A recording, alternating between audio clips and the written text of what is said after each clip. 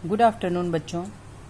पूर्व की कक्षा में मैंने आपको 1793 की आज्ञा पत्र के बारे में बताया था और ये कहा था कि चार्ल्स ग्रांट के विचारों से प्रभावित होकर जब ईस्ट इंडिया कंपनी का आज्ञा पत्र 1793 में पुनर्शोधन के लिए ब्रिटिश संसद में पेश किया गया था तो सर्वप्रथम भारतीयों की शिक्षा का दायित्व कंपनी को सौंप दिया गया था और ये जो आज्ञा पत्र था प्रति 20 वर्ष के बाद पुनर्शोधन के लिए ब्रिटिश पार्लियामेंट भेजा जाता था और उनको पुनः अनुमति प्रदान की जाती थी। तो जब 1793 का आज्ञा पत्र 20 वर्ष पूरे होने पर सन 1813 में ब्रिटिश पार्लियामेंट भेजा गया तो पुनर्शोधन के समय एक ऐतिहासिक घटना घट गई।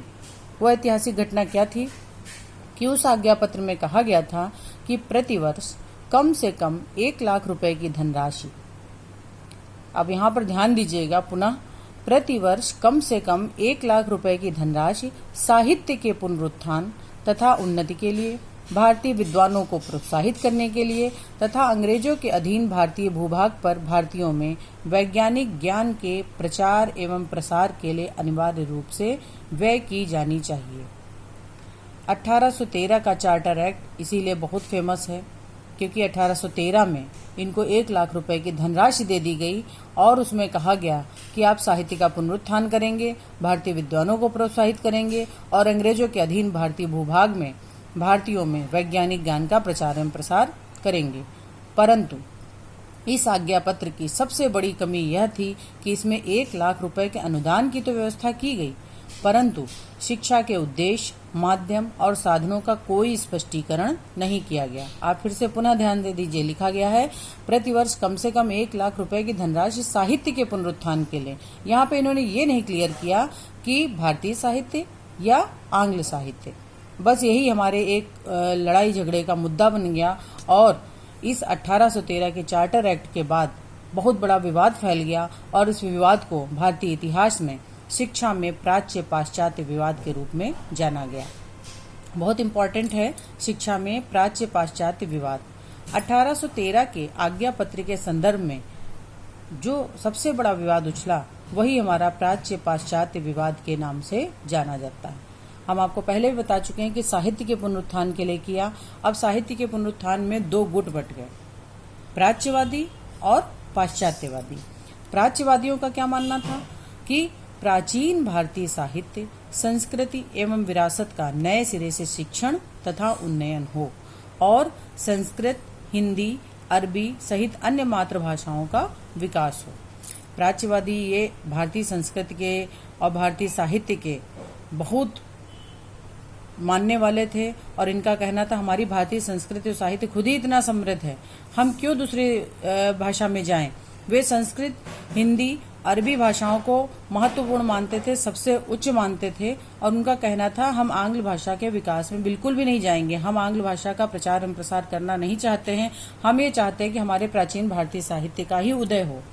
इस दल का नेतृत्व H.T. प्रिंसेप ने किया और ईस्ट इंडिया कंपनी के द्वारा गठित एक शिक्षा समिति थी जो शिक्षा संबंधी कार्यों को देखती थी। उसके मंत्री थे H.L. विल्सन, उन्होंने भी इसको पूर्ण सहयोग प्रदान किया।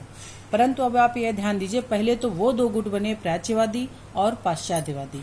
अब ये जो प्राच्यवादी थे इसमें भी 2 गुट थे। इसमें कौन से 2 गुट थे?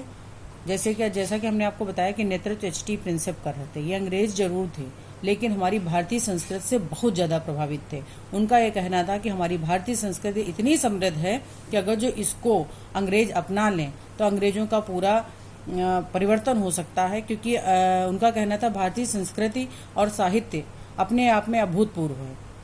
लेकिन जो इसके मंत्री H.L. विल्सन थे वो इनको सहयोग इसलिए प्रदान कर रहे थे क्योंकि ये चाहते थे कि अहम भावना से ग्रस्त थे और वो नहीं चाहते थे कि भारतीय अंग्रेजी भाषा तथा माध्यम पढ़कर अंग्रेजों के समकक्ष बन जाएं और अंग्रेजों के साथ कंधे से कंधा मिलाकर चलने लगें। इनका ये कहना था कि जो अपना गर्त में पड़े हुए हैं उनको वैसे पड़े रहने दो, उनको अंग्रेजी क्यों सिखाएं। इसलिए वो प्राच्यवादियों के पक्ष में पहुंच गए थे, जबकि H.T. प्रिंसेप इसकी समृद्धि से प्रभावित होकर, भारतीय संस्कृत से प्रभावित होकर चाह रहे थे कि प्राच्य भाषा का या प्राच्य साहित्य का उदय हो। अब दूसरा विरोधी दल देखिए, दूसरा विरोधी दल था पाश्चात्यवादी। पाश्चात्य भूल ही गए ये पाश्चात्यवादी साहित्य के अर्थ को लैटिन तथा अंग्रेजी साहित्य से जोड़कर देख रहे थे। चूंकि हम आपको पहले भी बता चुके हैं कि उसमें साहित्य के पुनरुत्थान की बात थी, तो प्राच्यवादियों ने कहा कि वो भारतीय साहित्य होगा। दूसरा विरोधी दल कह रहा था कि ये साहित्य लैटिन तथा अंग्रेजी साहित्य होना चाहिए। उनका सोचना था कि शिक्षा का प्रचार प्रसार भारत में हो तो जरूर, परंतु इसका माध्यम अंग्रेजी हो, ताकि कंपनी को कर्मचारी तथा मजदूर ढूंढने में परेशानी न हो। हम आपको पहले बता चुके हैं कि ईस्ट इंडिया कंपनी का शिक्षा दीक्षा में कोई रुचि नहीं थी, वो सिर्फ व्यापार करने आई थी, परंतु उसको शिक्षा इसलिए देनी पड़ी क्योंकि उसको कंपनी के लिए कर्मचारी और मजदूर नहीं मिल पा रहे थे जो उनकी भाषा समझ सकें। इसलिए उन्होंने कहा था पाश्चात्यवादियों ने कि इनको अंग्रेजी पढ़ाई जाए ताकि हमारे कामकाज में आसानी रहे। कुछ पाश्चात्यवादी इसलिए भी इस पक्ष में थे ताकि भारतीयों में फैले हुए अंधविश्वास दूर हो सकें। जैसे कि प्राच्यवादियों में 2 गुट थे, वैसे ही पाश्चात्यवादियों में भी 2 गुट थे।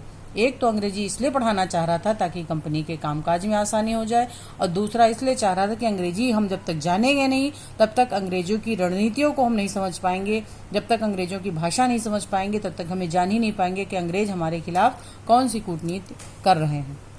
इस दल में इस विचार के समर्थक राजा राम मोहन राय भी थे। राजा राम मोहन राय चाहते थे कि जब भारतीय अंग्रेजों की भाषा समझ लेंगे, अंग्रेजों के साहित्य को समझ लेंगे, तो भारत में फैला हुआ जो अंधविश्वास कुरीतियां थी वो भी शायद दूर हो सके।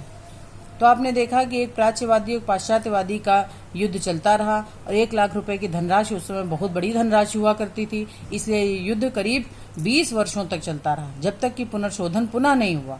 और ये संपूर्ण विवाद 20 वर्षों के लंबे काल तक चला, तथा अंत में इस विवाद को समाप्त करने के लिए क्या किया गया? ब्रिटेन सरकार की ओर से सन 1834 में लॉर्ड मैकाले, जो कि अंग्रेजी साहित्य का कट्टर समर्थक तथा प्रकांड विद्वान था, वो भारत आया।